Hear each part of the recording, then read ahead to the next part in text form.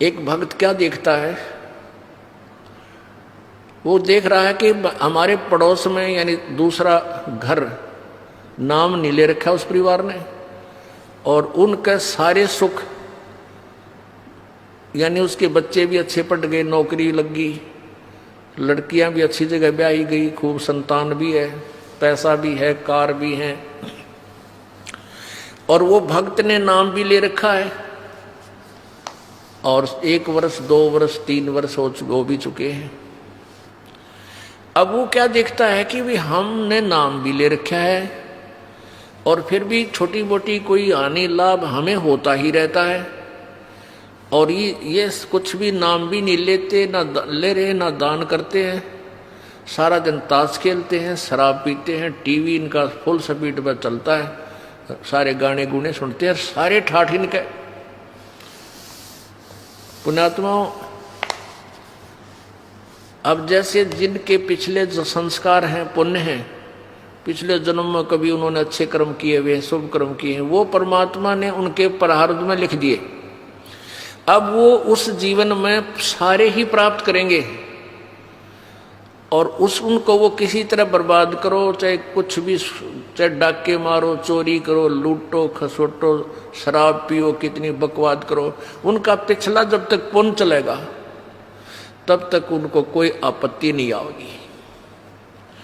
और जब वो पुण्य समाप्त हो जाएगा तो वो बैटरी डिस्चार्ज होएगी उनकी, और ऐसी होएगी कि याद रखेंगे। हमने बहुत से ऐसे घर देखे जो कति 1 नंबर पर दिखा करते, आज उनका सर्वनाश हो गया। कारण यही था कि उन्होंने आगे उस पिछले पुण्य चल रहे थे। जैसे एक बैटरी होती है इन्वर्टर की, इन्वर्टर की बैटरी को चार्ज कर दिया गया, चार्जर भी हटा दिया और फिर भी वो काम कर रही है, बल्ब भी जला रही है, पंखे भी चला रही है, लेकिन जब वो उसका अक्षमता समाप्त हो जाएगी एकदम सर्व लाभ बंद हो जाएंगे। अब वो भक्त जो ये देख रहा है कि मैं भक्ति भी कर रहा हूं और फिर भी मेरे ऊपर कुछ ना कुछ ठूठा होती रहती है, तो पुण्यात्माओं, उस जो पड़ोसी को तू देख रहा था उसके पिछले पुण्य हैं और तेरे पिछले पुण्य नहीं है, और तेरे ऊपर वरदान समझो कि तेरे ऊपर आपत्ति आई और आपने परमात्मा की चाह बनी। और दुर्भाग्य उन आज झूठे सुख में सुखी उन प्राणियों का जो पिछले पुण्य से वो सुखी महसूस होते हैं, वो भगवान की चाह नहीं कर रहे, उनका दुर्भाग्य है। आपके लिए आपके लिए जो है वरदान बन गया आपका दुख, कि उस दुख के कारण आपने परमात्मा की खोज करनी शुरू की और आपको रास्ता मिल गया। अब आपने चार्जर लगा दिया, आपकी पिछले जन्म की बैटरी चार्ज नहीं थी, वो पुण्य नहीं थे, अब आपने नाम रूपी चार्जर गुरुजी से उपदेश लेकर ये दोबारा कनेक्शन जोड़ दिया, वो चार्जर लग गया, आपकी बैटरी चार्ज होनी प्रारंभ होगी और उनकी डिस्चार्ज हो रही है। फिर देखना कुछ समय के बाद देखना दोनों का डिफरेंस क्या होगा। वो तो सर्वनाश को प्राप्त होंगे, तेरे घर में न्यारी बरकत होंगी, दुनिया देखा करेगी। ओहो, इतना सुख, ऐसी सुविधाएं। एक भक्त सत्संग में जा रहा था, परमेश्वर कबीर जी रह कराते रहते हैं रूपांतर करके समय समय पर, और भक्ति की स्थिति को बनाए रखते हैं। और काल ये चाहता है कि भक्त नास्तिक, सभी मानव नास्तिक हो जाएं, इनको ऐसा उल्टा ज्ञान दिवा दूं, ये साधना करें, इनसे कुछ लाभ मिले नहीं, और ये भूल जाए भगवान को। क्योंकि जो आस्तिक हैं वो भगवान की चाह में कहीं ना कहीं भटकते रहते हैं, और उनको भटकने वालों को परमात्मा किसी ना किसी तरीके से अपनी शरण में ग्रहण कर ही लेता है। इसलिए परमात्मा रह कराते हैं कबीर जी, और कहीं गुप्त रूप से कोई साधु संत का रूप धारण करके किसी नगरी में 10-5 वर्ष रह गए, किसी में 2 वर्ष रह गए, तो उनको बहुत सा लाभ दे जाते हैं और भगवान की स्थिति को पुनः स्थापित कर जाते हैं। तो कबीर परमेश्वर जी का एक, अब हम संत कहेंगे, वो थे मालिक ही, क्योंकि प्रारब्ध में परिवर्तन कबीर जी के अतिरिक्त कोई कर ही नहीं सकता, या उसका कोई कृपा पात्र संत वो परमात्मा ही भेजता है। तो ऐसे एक परमेश्वर कबीर जी के सत्संग में एक भगत जाया करता था। उसकी पत्नी ने उपदेश नहीं ले रखा था, वह विरोध करती थी, वो अन्य पूजाएं ही किया करती थी। उसकी पत्नी ने बताया था, उसकी पत्नी इन ज्योतिष वालों पर बड़ा विश्वास रखती थी। वो अपने पति की जन्म पत्री को लेकर एक ज्योतिषी के पास गई, भविष्यवक्ता के पास। उसने उसकी जन्म पत्री देखकर बताया कि तेरे पति की आयु इतने वर्ष है। उसने बहुत जंतर मंत्र भी करवाए कि मेरे पति की आयु बढ़ जाए, ये हो जाए। अब क्या था, अब वो चिंतित होगी कि भी मेरे पति की आयु इतनी है, और वो अपने पति को कहती कि तू ऐसे कर, वहां मेरे उसके पास चल, आप पर आपत्ति आने वाली है। वो कहने लगा मैं नहीं जा सकता कहीं भी, मुझे ज्ञान ऐसा प्राप्त हो गया, मेरे गुरुदेव के अतिरिक्त मेरी आपत्ति कोई आओ भी गी तो टालनिया नहीं। उसने ये ना बताई कि तेरी मृत्यु होगी, कदे चिंतित हो जावे, और आप दुखी रहा करती थी। अब उस ज्योतिष जिसने ये बताया था, उसने सारे जंतर मंत्र कर लिए, लेकिन कोई परिवर्तन उससे नहीं हुआ। उसने कहा कि बहन अब मेरे बस से बाहर की बात है, तेरे पति की रक्षा करना। वो एक पुण्य आत्मा था। देखो ये जो जन्म पत्रियां हैं, हस्तरेखाएं हैं, ये प्रभु द्वारा लिखे गए कोड वर्डों में हमारे भविष्य है, हमारा प्रारब्ध है। इसको जानने वाला बता तो देगा कि तेरे घर में ऐसा होगा, तेरे इस दिन वर्ष के बाद तेरी मृत्यु होगी, पक्की होगी, और हो जाती है। और कबीर परमेश्वर की कृपा से इस दास की शरण में आने के बाद आपको कोई ये कह दे तुम्हारी इस दिन मृत्यु होगी, और यहाँ का नाम ले लेना फिर नहीं होगी, वो एक्सटेंड होगी। ये वो परमात्मा जो आपकी आयु बढ़ा देता है। तो वो भक्त सत्संग में जा रहा था। जब वो सत्संग में जा रहा था तो रास्ते में उसी गांव का, नगर का एक व्यक्ति मिल गया। वो शराबी कबाबी आदमी, और वो सिनेमा देखने जा रहा था दूसरे उसी शहर में जिसमें वो सत्संग के लिए जा रहा था। पहले पैदल जाया करते थे, साधन नहीं थे, तो दोनों मिल गए, वहां हम सफर हो गए। एक दूसरे ने पूछा तुम कहाँ जा रहा है, वो कहने लगा मैं सत्संग में जा रहा हूँ। दूसरा बोला तू कहाँ से, पूछा तो कहाँ जा रहा है, मैं सिनेमा देखने जा रहा हूँ, और वहाँ शहर से शराब लाऊंगा, और वहाँ घूटी ला के फिर फिल्म देख के फिर आऊँगा। तो उस भगत से वो कहने लगा, वो शराबी, कि क्या रखा है तेरे सत्संग में, कुछ ना रखा वहाँ पर, ये तो मूर्ख बना रखे हो तुम इन संतों ने। आजा, खान पीन की उम्र है, आ चल मेरे साथ, सिनेमा देखेंगे, फिल्म देखेंगे, घूटी लावांगे, होटल में रोटी खावांगे।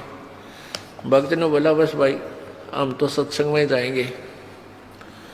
काफी बात चलती रही, कहता रहा कुछ ना दे भाई, देख हमारे ठाठ देख ले, और कुछ ये सब बकवादे हैं, ये उम्र कौन सी भक्ति करने की है, तो जवान पड़ा है, बुढ़ापे में देख लिए। पर वो नहीं माना भक्त। तो उधर चलते चलते वो रास्ते में उन्होंने पेशाब करने की इच्छा होगी दोनों को। एक राइट साइड में रास्ते से पेशाब करने चलेगा, एक लेफ्ट साइड में। जो शराबी कबाबी था वो पेशाब करने गया, तो वहां क्या देखा, उसने देखा कि वर्षा हो चुकी थी। वर्षा के बाद कुछ मिट्टी हटके एक मटका था, घड़ा छोटा सा, और उसमें देखा झांक के हाथ हटा हटू के मिट्टी, तो उसमें सोने की ईंटें मिली। छोटी छोटी ईंटें होती थी, 100-100 ग्राम की सोने की ईंटें। पहले छोटी ईंटें होती थी, वो 4-5 मिल गई उसमें। यानी 4-5 का मतलब आधा किलो सोना, किलो आधा किलो सोना। आज तो बहुत महंगा है, उस समय सस्ता होते हुए भी कीमत बहुत थी उसकी। वो वापस आया जो लफंडर था, और उधर से भगत आया। भगत ने कहने लगा देख भाई, आप तो रोज भक्ति करते हो, सत्संग में जाता है, और मैं कद्दे भक्ति नहीं करता, ना भगवान भजता, सारा दिन मौज मस्ती मारता हूँ। देख मेरे को ये 4-5 सोने की ईंटें मिली, आजा दिखाऊंगा कहाँ मिली। वो देखा वहां पर, वो मटका की इसमें मिली। अब काल तो पूरा जाल डाला है अपने भगत पे, परमात्मा के भगत पे किसी तरह भक्ति छोड़ दे। फिर वो कहने लगा देख ले तो मान जा निकम्मे, आजा मेरी गेला गुटी छुटी लावांगे, चाल सैर सपट्टे करांगे। उस भगत के दिल में थोड़ा सा कच्चापनता आ गया, थोड़ा सा। और वो चलते चलते क्या था, चल रहे थे और रास्ते में उसके पैर में कांटा लग गया। ये बातें क्योंकि उसका ध्यान बट गया थोड़ा सा, वो कांटा लग गया और कांटा लाग के अंदर ही टूट गया।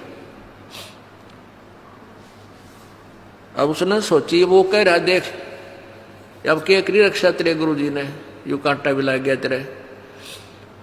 कहने का भाव है कि काल ने अपने पूरी जाल डाला, लेकिन वो भक्त टस से मस लिया। उसने सोचा भाई गुरु जी से आज यह फाइनल बात पूछूंगा मैं, यह तो बहुत उल्ट से बात होगी भाई, मैं भक्ति भी कर रहा हूँ, आप पर समर्पण भी हूँ, और मेरे ऊपर मैं घर में कोई बरकत सी भी ना दिखती, और ये सारे उल्टे काम कर दे। किसी ने सोना भी मिल गया निकम्मे ने, और भाई सारे ठाठ कर रहा।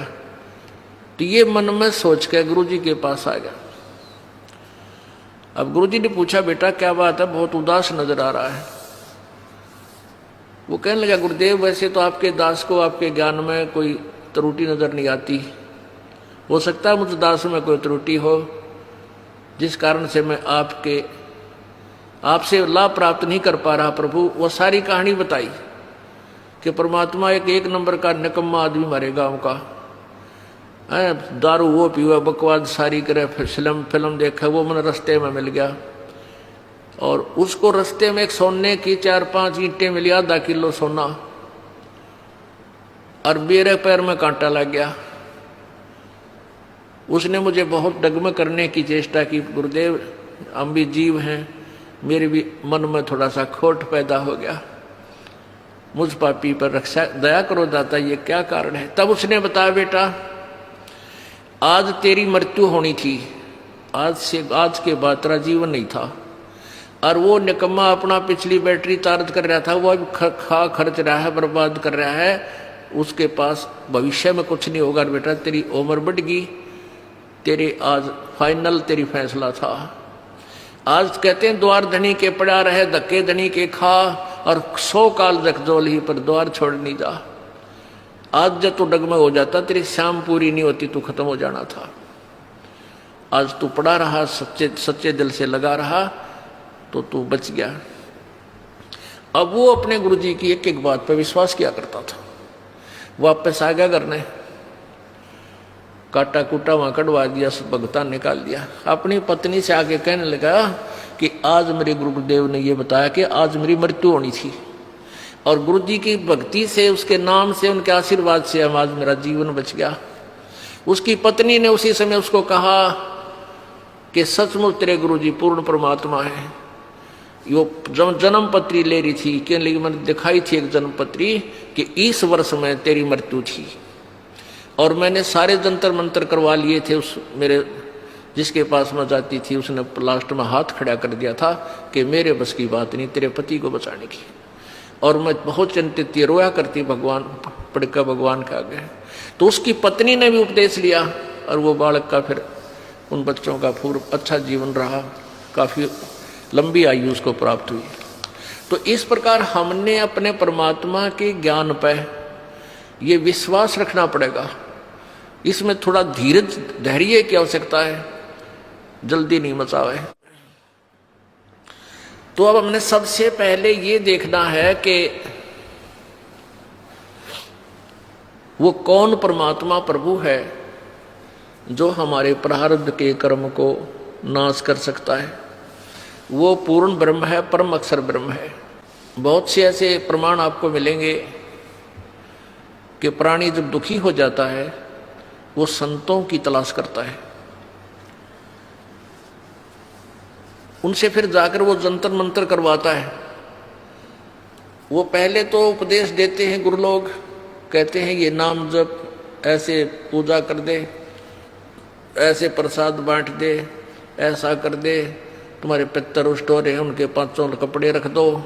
उसके बावजूद भी उनको कोई लाभ नहीं हो रहा, तो फिर वो संत क्या कह देते हैं कि भी ये तो तेरे प्रारब्ध में लिखा हुआ कष्ट है, तेने भोगना ही पड़ेगा। प्रारब्ध में जो लिखा गया है पाप, वो कर्म नाश नहीं होता।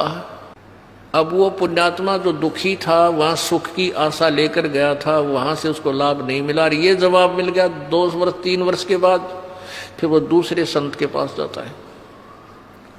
दूसरे संत के पास भी उसकी यही क्रिया शुरू होती है, ऐसा कर दे, वैसा कर दे, ऐसा कर दे, नो बोल दे, ये जाप कर ले, इतना जाप ये कर ले, और फिर भी लाभ नहीं होता। फिर वो तीसरे के पास जाता है, फिर चौथे के पास जाता है, और अंत में नास्तिक हो जाता है।